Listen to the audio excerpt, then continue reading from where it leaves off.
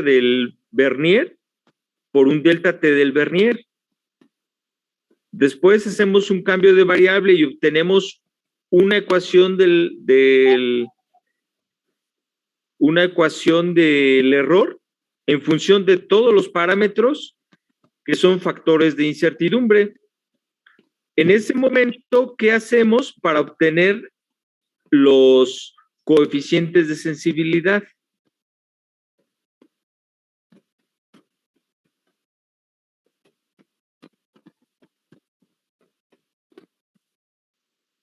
No sé si me esté dando a entender bien. ¿No tienes a la mano el documento? Ah, sí, permítame. Ajá, para que sea más fácil. Es que esto, jóvenes, tiene que quedar claro, ¿eh? O sea, es muy importante. Y más a ustedes que van a ser ingenieros en industrial, tienen que saber todo esto. ¿Sería sacar las derivadas parciales, profe? Así es. ¿No? Una vez que ya tenemos nuestra ecuación en función de todos los factores de incertidumbre, sacamos derivada parcial de nuestra ecuación con respecto a cada factor de incertidumbre. ¿Sí? Y obviamente, al conocer la derivada, pues vamos a conocer nuestra razón de cambio de nuestro error en función de un cierto parámetro, ¿no? Por eso se llama coeficientes de sensibilidad. ¿Sí? José, ¿sí queda claro esto? Sí, profe, sí, ya queda claro. Gracias. Ok, bueno, veo aquí que como que has faltado algunos días, José. Por mí no hay ningún problema, pero sí me gustaría que si llegaran a faltar, pues se pongan al corriente, ¿no? Por favor. Sí, claro. ¿Sí quedó claro eso de los coeficientes, José? Sí quedó claro. Ok, bueno, eso es lo importante, ¿no? Sí, he tenido un Te voy a poner 9 profe. en tu participación, ¿vale? Gracias. Ok. Endora Lilith. Presente. Ok. Jonathan Alberto. Presente, profe. Ok.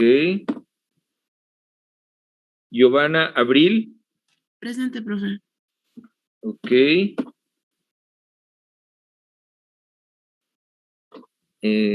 Rosa Fernanda. Presente, profe. Ok.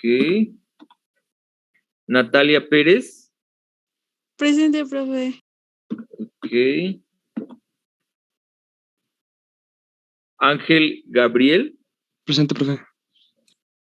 Ok.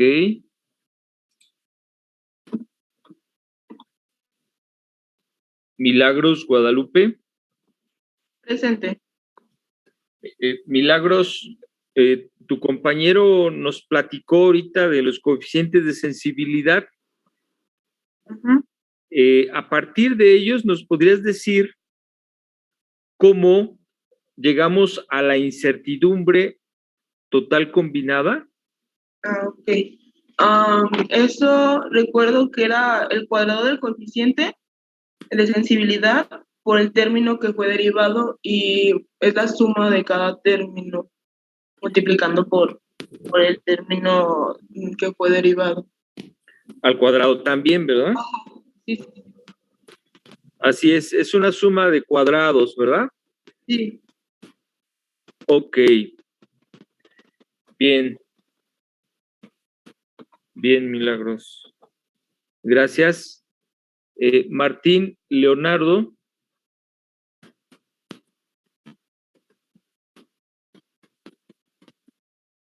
Martín Leonardo.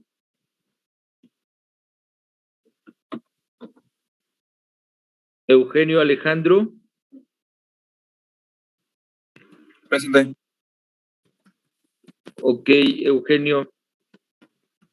¿Nos podrías explicar ¿por qué la incertidumbre total combinada es una suma de cuadrados?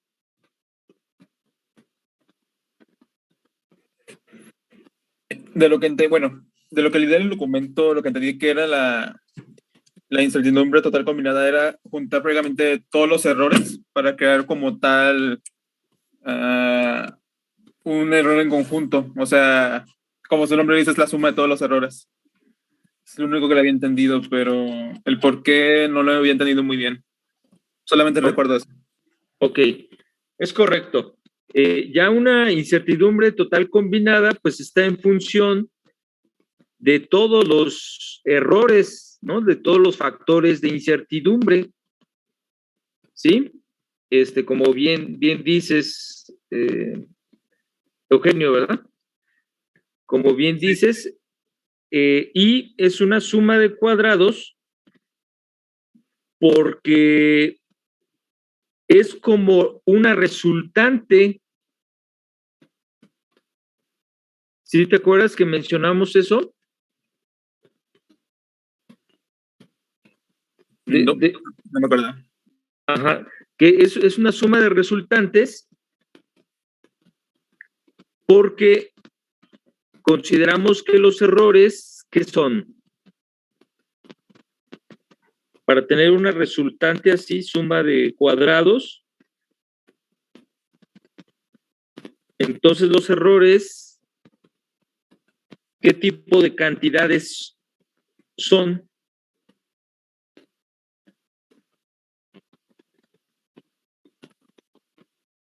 No sé si te acuerdas de que hay cantidades escalares y qué otras cantidades hay.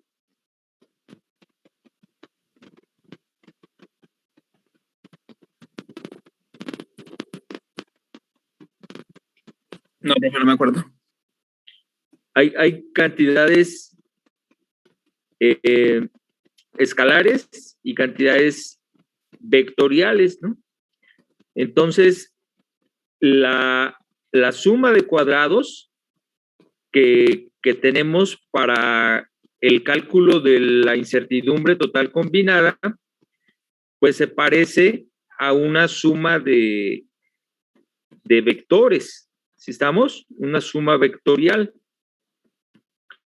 No sé si te acuerdas precisamente el por qué consideramos que los errores son vectoriales.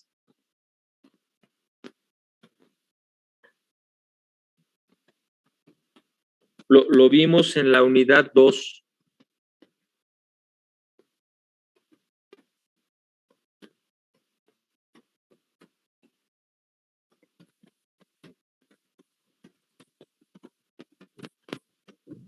¿Nadie se acuerda, jóvenes? Que le ayuden a Eugenio. ¿Puede repetir la pregunta, profe? Ajá, le estoy comentando a Eugenio que la incertidumbre total combinada pues es una suma de cuadrados. Es como si fuera el resultante de un conjunto de vectores, ¿no? De una suma de vectores, la resultante. ¿Sí estamos?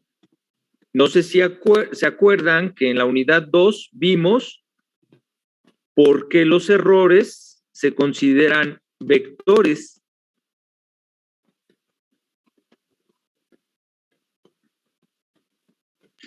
Porque tienen un componente aleatorio y tienen otro sistemático. Así es correcto. Entonces, gracias, Leslie.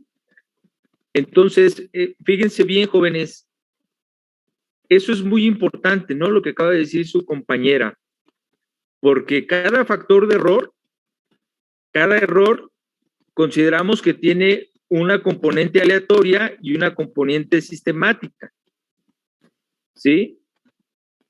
Con la incertidumbre total combinada calculamos la resultante de la sumatoria de todos esos errores.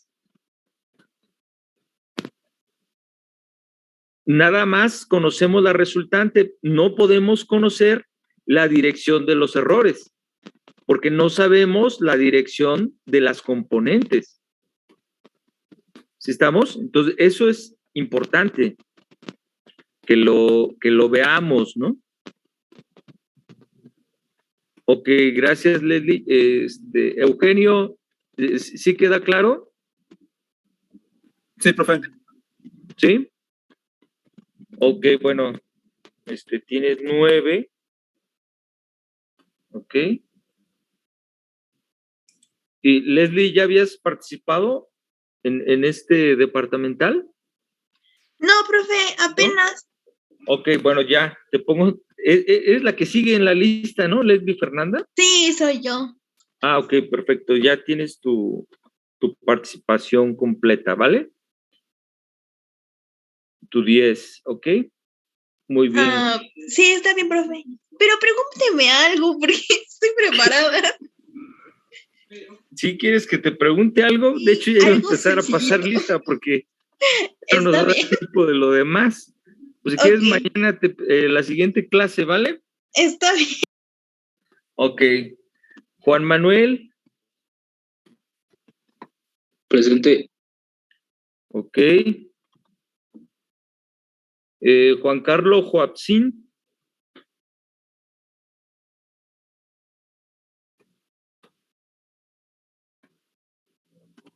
José Carlos Joapsin. Ruth Saraí. Presente, profe. Ok. Ángela Regina. Presente. Ok. ¿Alguien faltó de escuchar su nombre, jóvenes?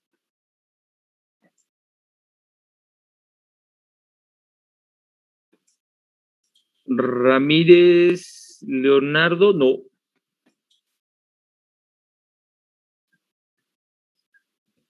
Ah, ok, sin problema, ¿eh? Sin problema. A ver, aquí mi correo.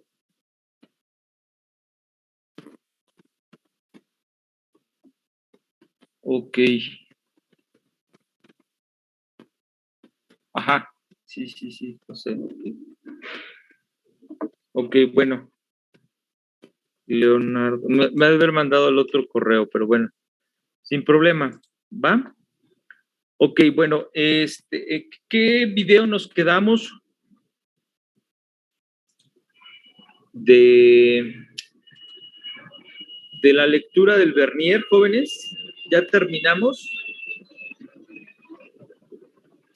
los 3 videos. Vimos 2, profe. ¿Nada más hemos visto 2? Sí. ¿Sí? Ok, entonces ya vimos el Vernier de resolución 0,02 y 0,05 milímetros. Y ya vimos el Vernier de 1 milésima de pulgada. Entonces nos falta el Vernier de 1/128 de pulgada. ¿Sale? Entonces vamos a ver ese video, por favor. Y regresamos, lo comentamos, ¿sale? Voy a poner aquí en el chat el enlace. Ya está, jóvenes, ¿sale? Ok, profe. Por favor, entonces veamos el video y regresamos para comentarlo, ¿sale?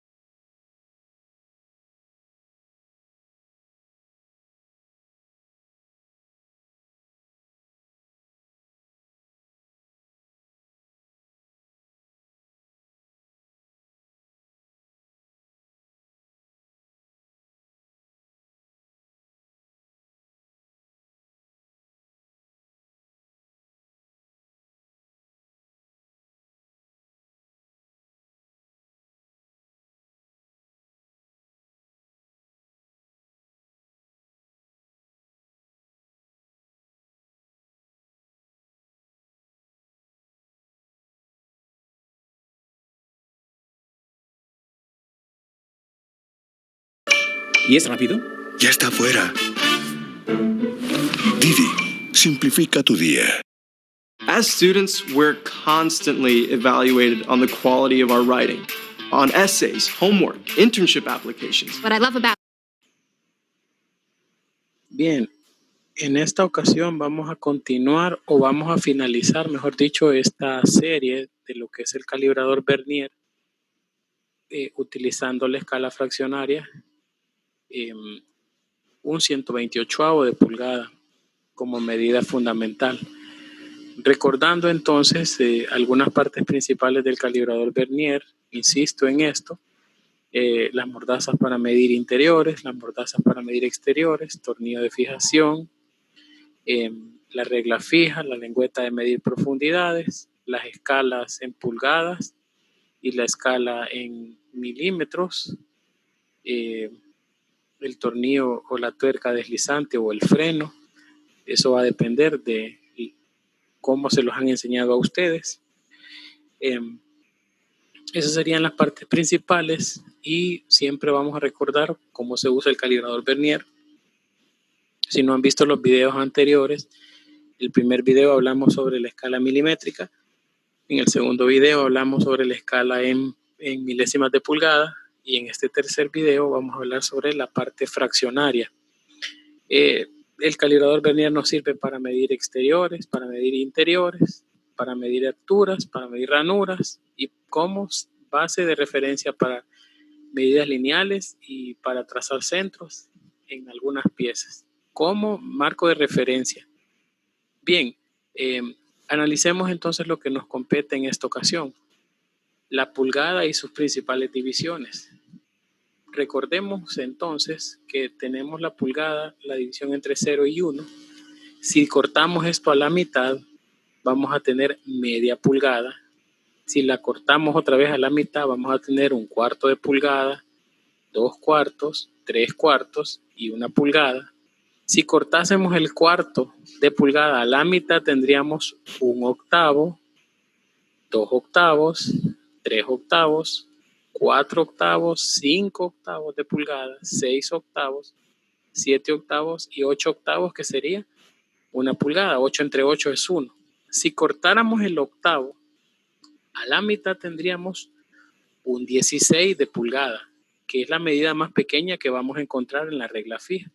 1/16, 2/16, 3/16, 4/16, 5/16, 13/16, 14/16, 15/16 y 16/16, que sería 1 pulgada. Estas son las principales divisiones de la pulgada.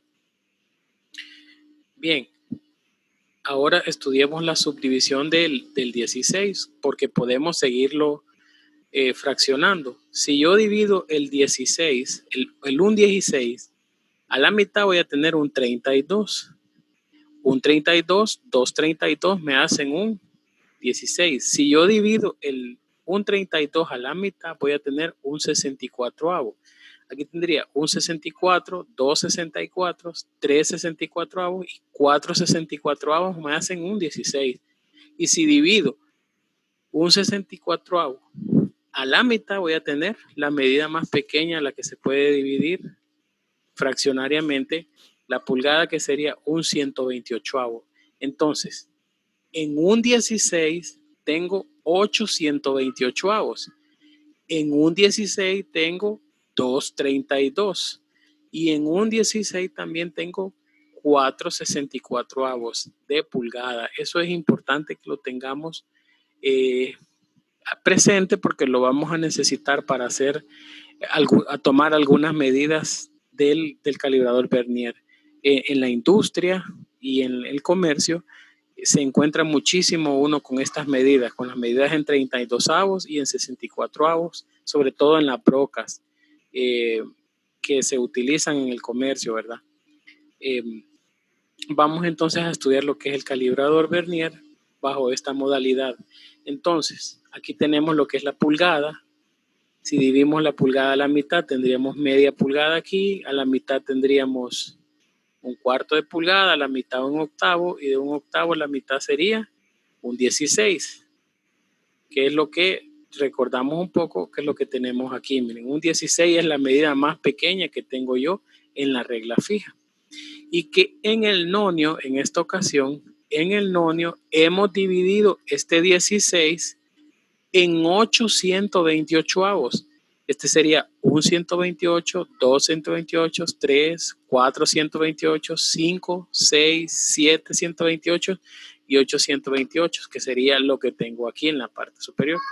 He dividido el nonio en 8 128avos o en 8 partes iguales, y cada parte tiene un valor de un 128, que dijimos era la medida más pequeña a la que se puede dividir la pulgada utilizando una escala fraccionaria.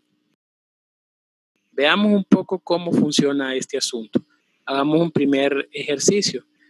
Nos preguntan aquí, ¿cuántos 32avos o un 32 hay en 1116? Esa es una pregunta que normalmente nos hacen cuando nosotros llegamos al sector industrial y productivo. Nos dicen, ajá, ¿cuántos 32avos hay en 1116? Bueno, para poder hacer esta conversión mentalmente tenemos que aprendernos este cuadrito que habíamos estudiado con anterioridad. Y decimos, si en un 16 hay 2 32avos, 1, 2, aquí en 11/16avos tendríamos 11 por 2, serían entonces 22 32avos. Esa sería la respuesta a esta pregunta. Veamos otra pregunta más. ¿Cuántos 128avos o cuántos 128 hay en 7 octavos? Bueno, entonces primero localicemos dónde está 7 octavos. 7 octavos está aquí, miren. Es una medida casi cercana a la pulgada, y sabemos que en un octavo, aquí lo tenemos, en un octavo hay 2 16avos. Aquí hay 1 y el siguiente sería 2. Y si en un 16 hay 8 128, en 2 16avos hay 16. Y si multiplicamos 16 128 por 7, entonces tendríamos la cantidad de 112 128avos. Ahora, ¿cómo sé yo que este número está bien? Bueno, podemos comprobarlo con una simplificación de fracciones. Si yo simplifico 112 128avos, mitad de 112 56, mitad de 128 64, mitad, hasta que nos quede el número que inicialmente nos estaban pidiendo, que era 7 octavos. Hemos comprobado que esto es correcto, la respuesta que nosotros hemos dado. Veamos una tercera pregunta. ¿Cuántos 64avos hay en 15/16? Bueno, veamos, en un 16, ojo aquí, en un 16 hay 4 64avos, habíamos dicho. 1, 2, 3 y 4. Entonces, 4 por 15 serían 60, y para lo cual tendríamos 60 64avos. En 15/16, recuerden que 15/16 es la medida más cercana a una pulgada que tenemos en esta subdivisión. Entonces les va a quedar de tarea comprobar en casa los ejemplos 1 y 3. ¿A qué me refiero con comprobar? Hacer esto, simplificar esta fracción hasta encontrar el número que nos han pedido como base. Dicho esto, vamos a empezar a hacer ejercicios sobre la parte fraccionaria. El ejemplo número 1 de la escala fraccionaria 1/128, tenemos esta medida. Entonces nos fijamos que el 0 ya pasó de un 16, 2 16, 3 16avos. Vamos a utilizar, yo recomiendo utilizar la medida más pequeña de la regla fija como medida patrón o medida base. Entonces decimos que en la regla fija ya tenemos 3 16avos, y luego vamos a medir en el nonio. Tenemos, dice ahí, que ya pasó un 128avo. Entonces ponemos la lectura en el nonio, que es un 128avo. Entonces necesitamos convertir estos 16avos a 128.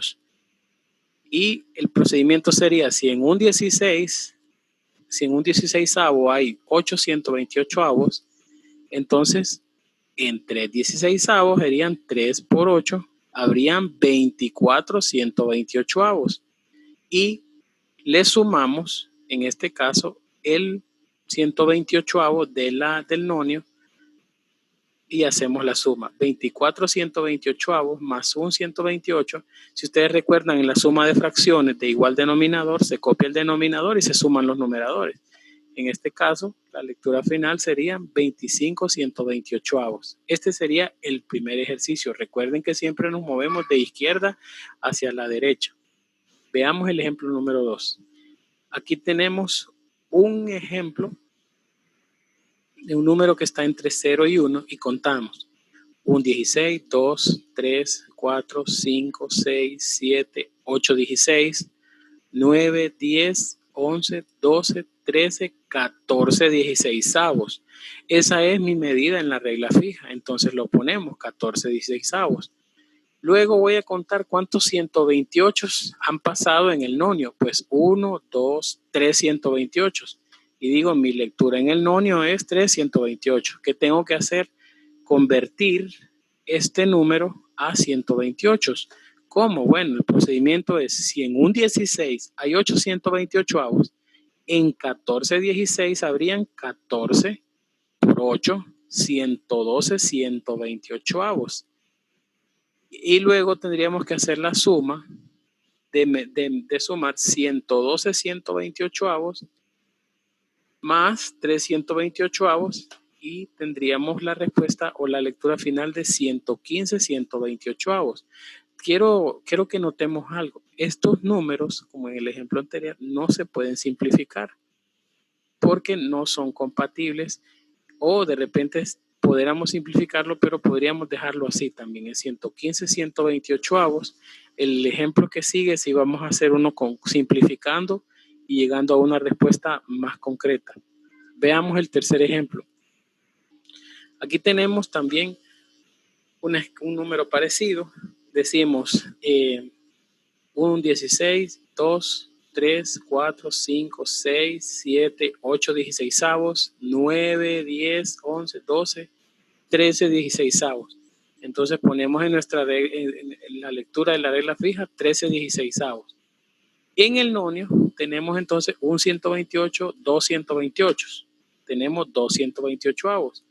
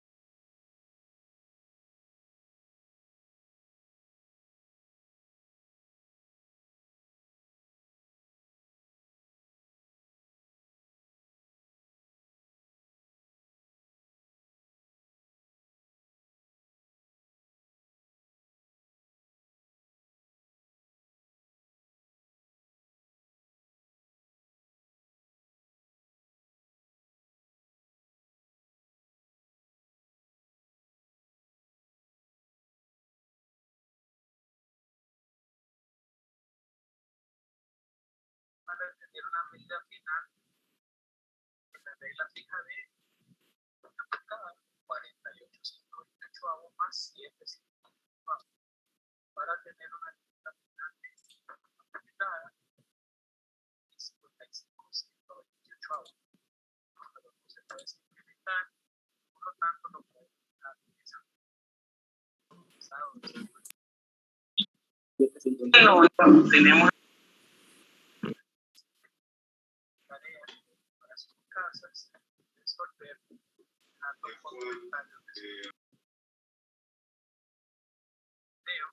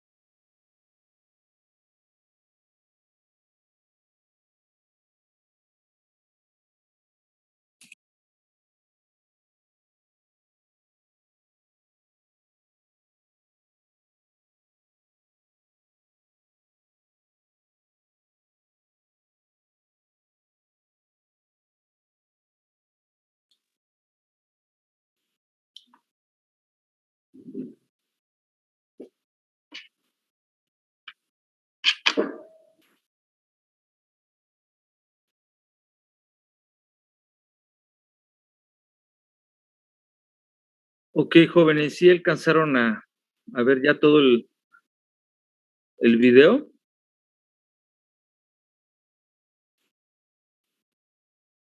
Sí, profe, ya quedó. Sí. No sé si hay alguna pregunta, alguna duda.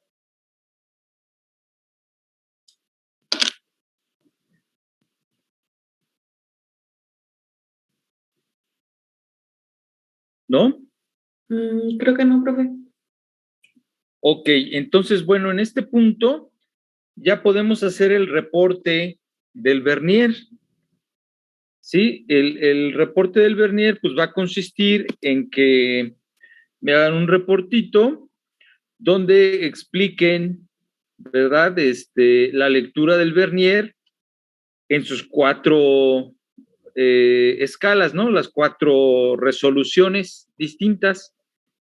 Y para cada resolución hagan un dibujo de un ejemplo de la lectura. ¿Sí estamos? Así sería el reporte, jóvenes.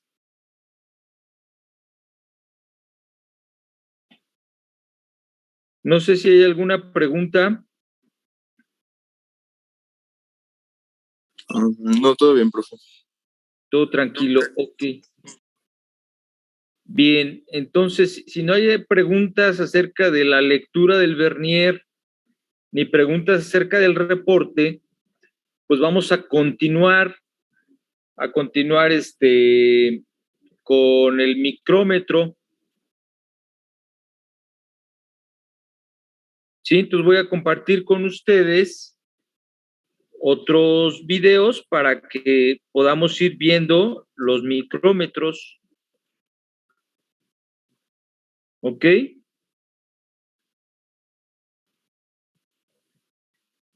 En el caso de los micrómetros, jóvenes, pues también hay varias,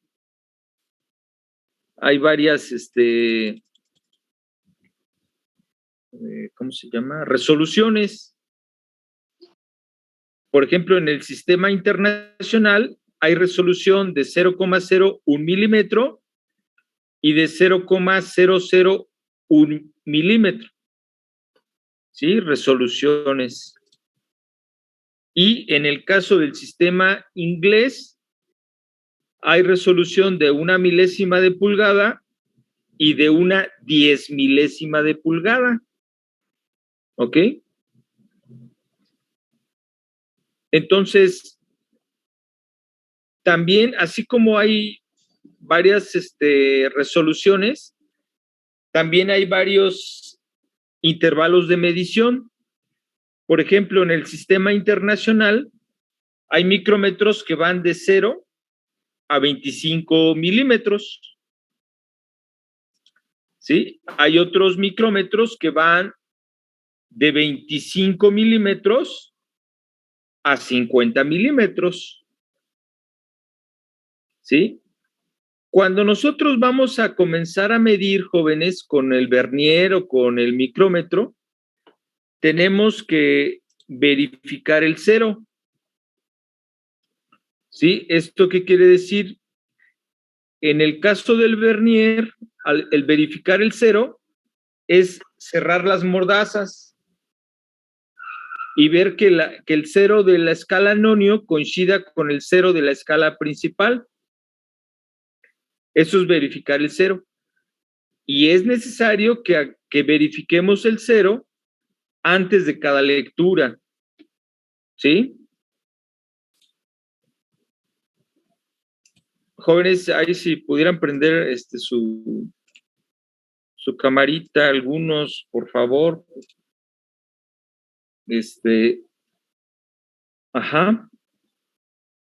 Ok, sí, ahora es que me siento raro viendo puras letritas y, ¿no? Entonces así ya es mejor.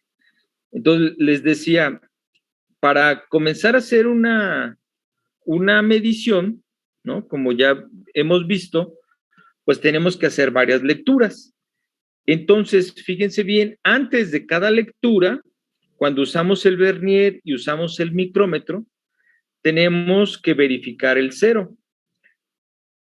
El cero se verifica en el vernier, pues, cerrando las mordazas y viendo que coincida el cero del nonio con el cero de la escala principal.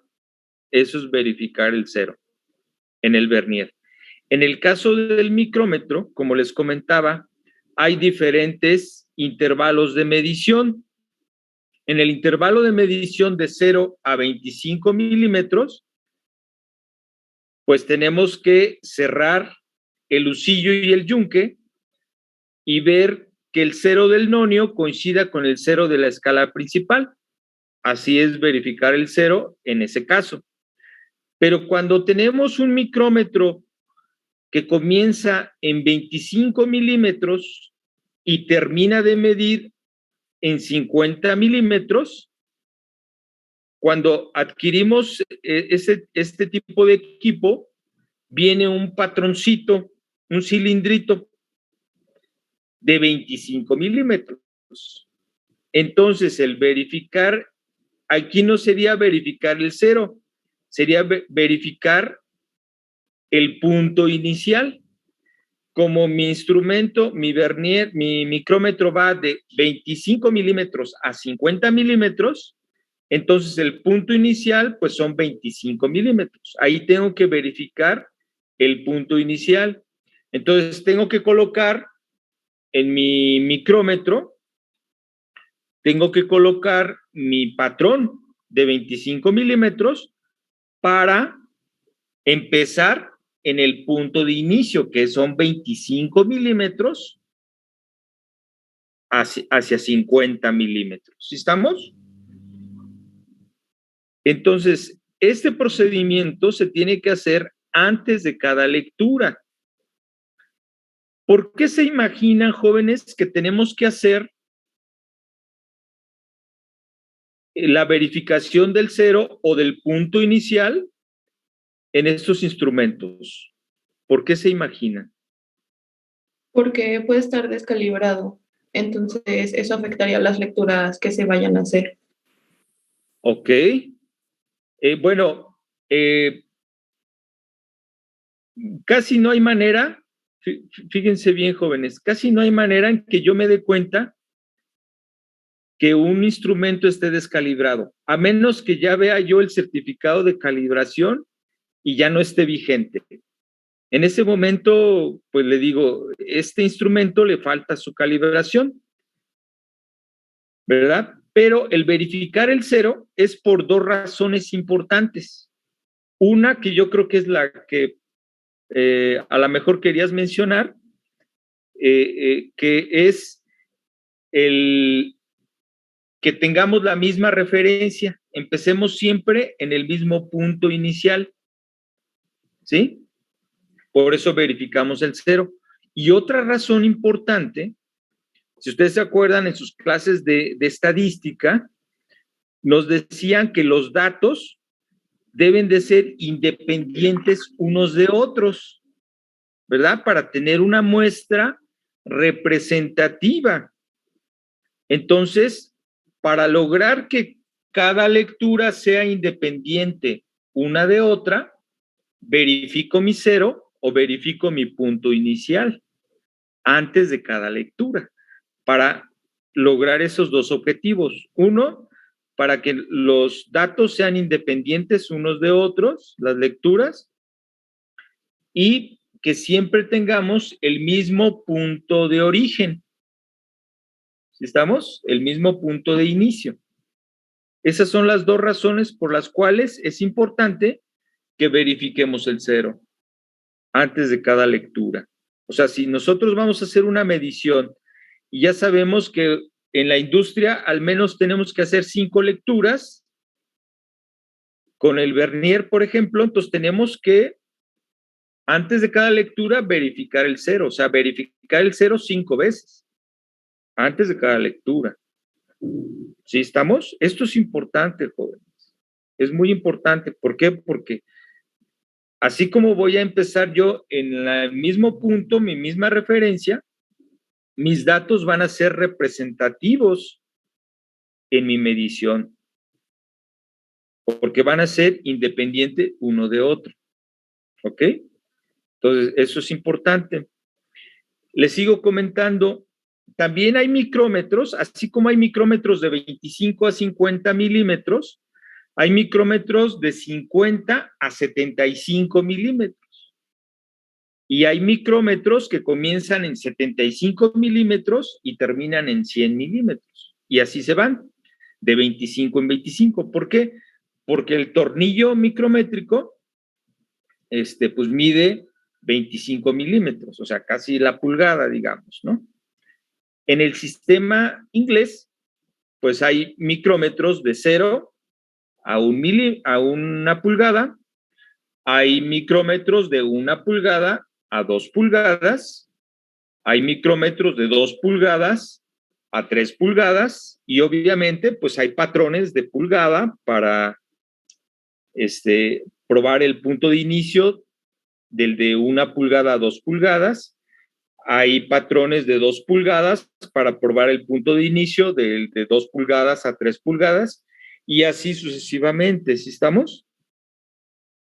Entonces, eso es importante, ¿no? Entonces, bueno,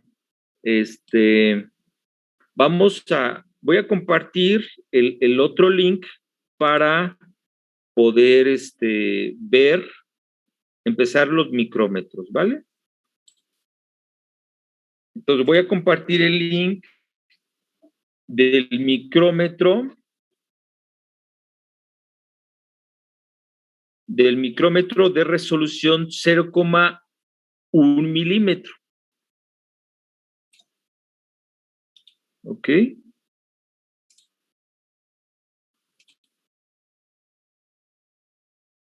Bueno.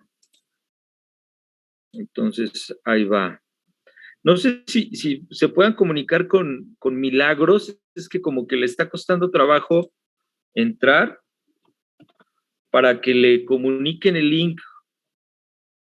Por favor, ahí si alguien puede comunicarle el link a Milagros. Ahí está ya.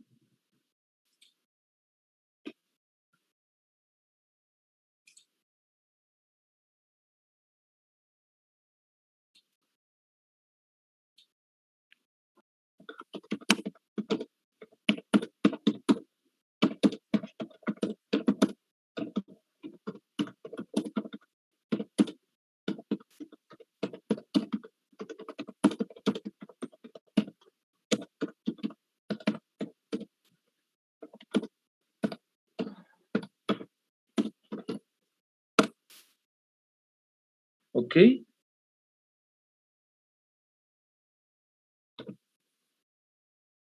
Entonces veamos ese video y regresamos, jóvenes.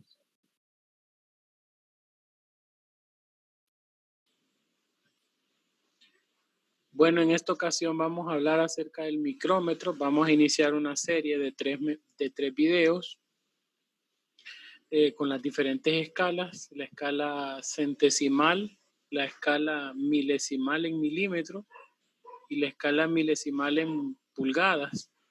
Entonces vamos a hablar de los elementos que componen un micrómetro, de la parte teórica, de algunos aspectos sobre las escalas y dónde se aplican este tipo de conocimientos, que a continuación vamos a detallar.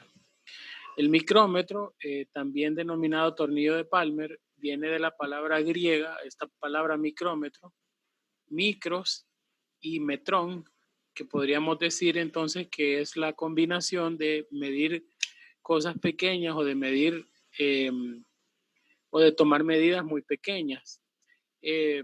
Es importante tener en consideración que el micrómetro, para su funcionamiento, se basa en un tornillo micrométrico que sirve para valorar el tamaño de un objeto con gran precisión en un rango del orden de centésimas, milésimas de milímetro o milésimas de pulgada, como se muestra respectivamente.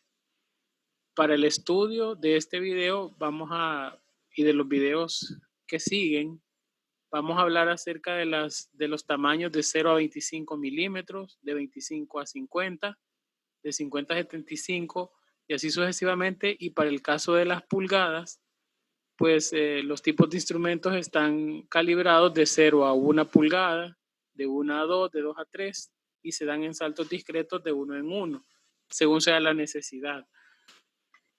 Algunos tipos de micrómetros. Nosotros nos vamos a centrar en el micrómetro de exteriores, pero también hay micrómetros de interiores, micrómetros para medir profundidades, micrómetro de banco, que es uno de los más precisos, el micrómetro para medir el diámetro del núcleo de una rosca, micrómetros para medir espesores, micrómetros de yunque, que estos básicamente sirven para medir diferentes tipos de herramientas de corte. Otra de las cosas importantes es la forma en cómo se usa y las aplicaciones. De lo que no vimos en la presentación anterior, sería el micrómetro para medir el espesor de una pared, de un tubo. También tenemos que es muy importante, que es el micrómetro que tiene discos, que sirve para medir el paso de ruedas dentadas o engranajes, como les conocemos, ya sea dientes rectos o helicoidales. Aquí está el ejemplo del micrómetro con tope en B, que les decía que era para medir herramientas de corte con 3 o 5 puntas de corte. Y bueno, hay otro tipo de micrómetros especiales, el armazón del micro, los carburados. Este me sirve para 6. Bueno, lo primero que debemos de hacer es observar. Compliments and compliments. Everyone just loved my presentation, and I only spent 30 minutes on research. La regla fija o el tambor fijo para determinar cómo está estructurado el nonio o tambor móvil. Entonces, si ustedes se fijan, tenemos las siguientes medidas. Si aquí tenemos 0, este sería 1, 2, 3, 4, 5.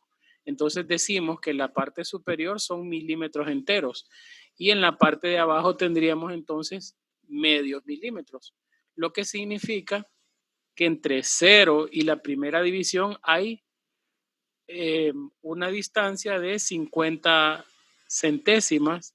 Por lo tanto, podemos concluir que nuestro tambor móvil debe de estar graduado en 50 centésimas, es decir, este espacio lo hemos dividido en 50 centésimas de 1 en 1, es decir, que cada línea del tambor tiene aproximadamente el valor de 1 centésima y vale la pena mencionar que esta línea que está aquí es la línea de referencia y que el tambor se mueve de arriba hacia abajo. El giro va a ser de arriba hacia abajo y ahí eso nos va a servir para poder tomar las lecturas.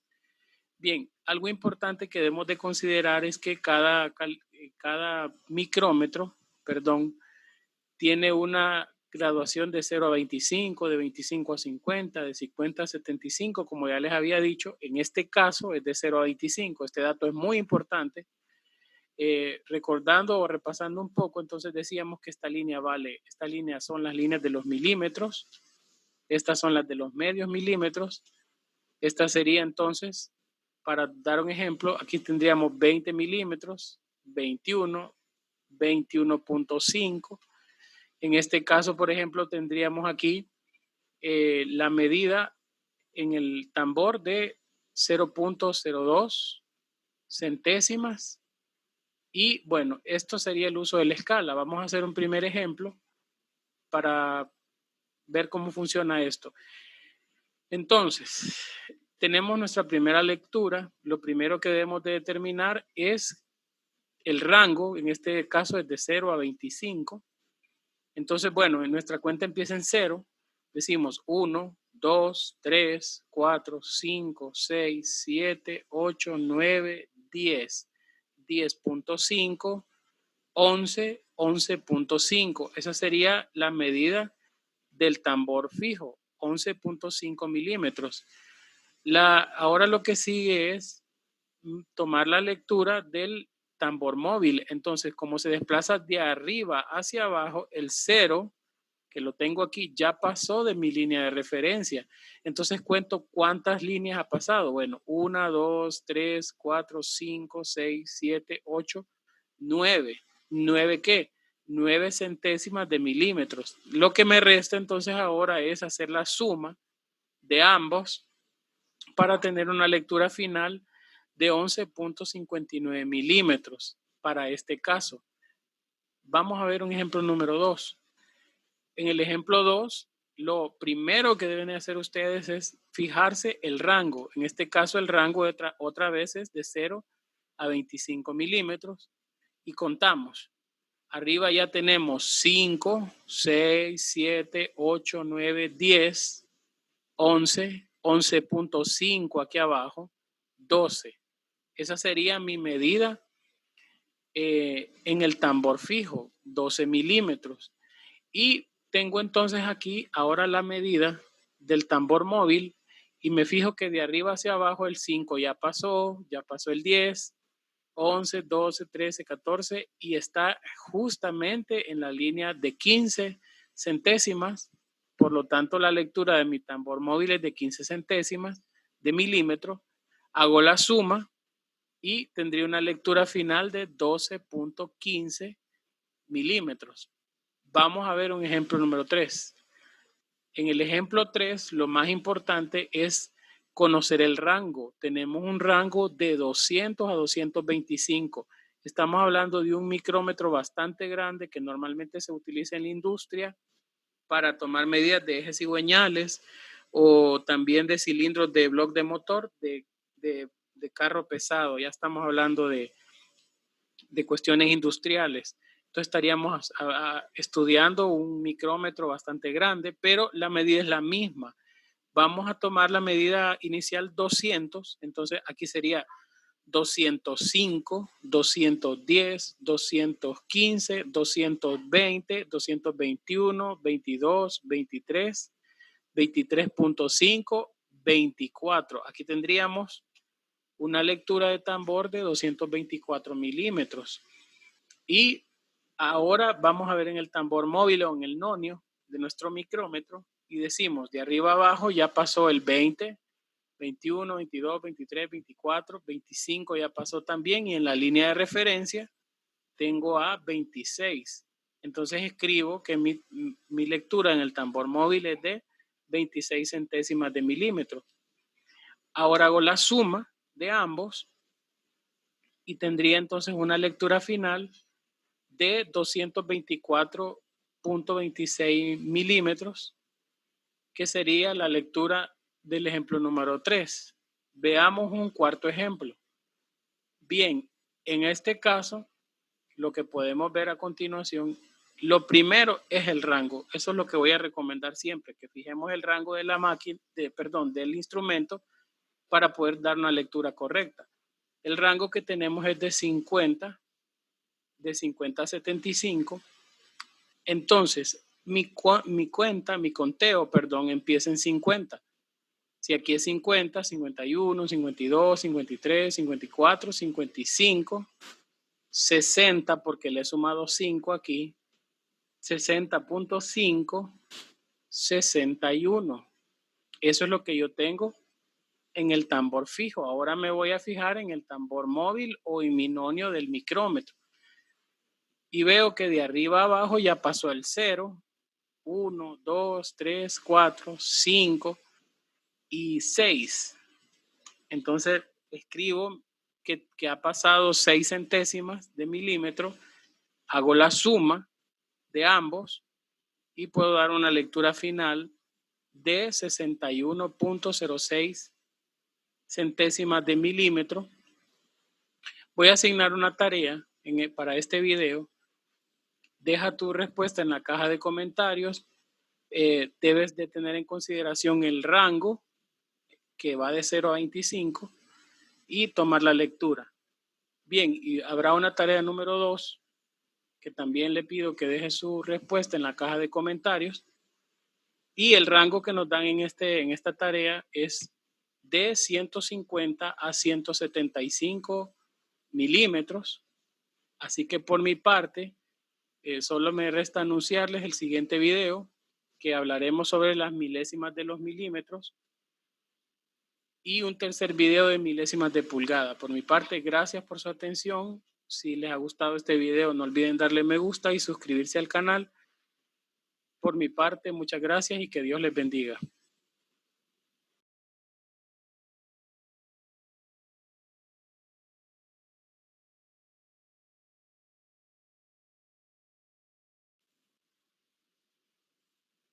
Bien, en esta ocasión vamos a hablar sobre el micrómetro, utilizando la escala de 1 milésima de milímetro.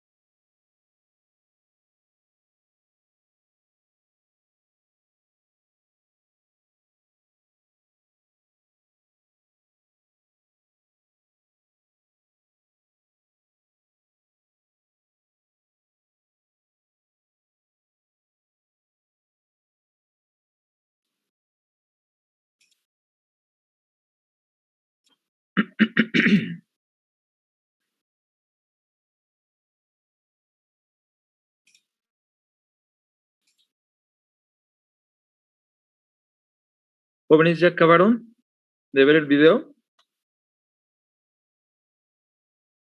Sí, profe, ya. Ok, perfecto. Ok, no sé si tengan alguna pregunta, alguna duda.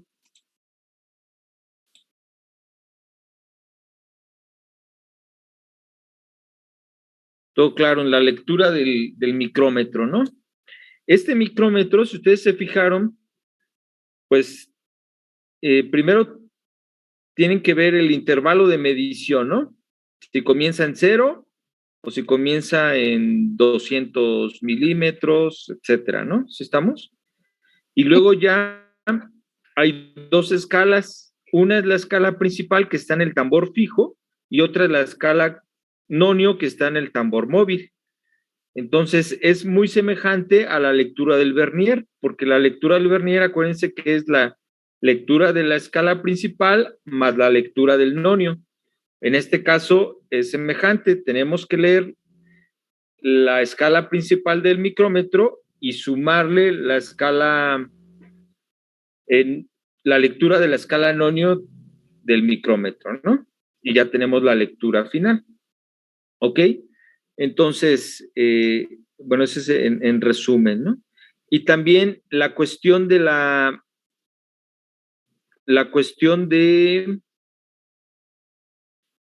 resolución, ¿sí? La escala principal, su mínima división es de medio milímetro, es decir, de 0,50 milímetros. La escala nonio a este medio milímetro lo divide en 50 partes. Por eso su resolución es de 0,01 milímetro. ¿Sí estamos de acuerdo? ¿Sí queda claro esta parte? ¿O no? ¿Sí? Ok. Muy bien. Estaba viendo el calendario, jóvenes, hace un momento. ¿Y cuándo empiezan ya los exámenes? Empiezan la semana del 25. Del 25, ¿no? Del 25, ¿no? Entonces, pues vamos programando el examen para el 22, ¿no? ¿Cómo ven? No, el 21, perdón. Sería el 21, ¿no? Jueves. Dentro de una semana, correcto. ¿Está bien? ¿Sí están de acuerdo? Sí, profe. Okay. Bueno. Sí, profe, de acuerdo. Perfecto. Bueno, jóvenes, pues vamos a dejarle en este punto la clase y nos vemos el próximo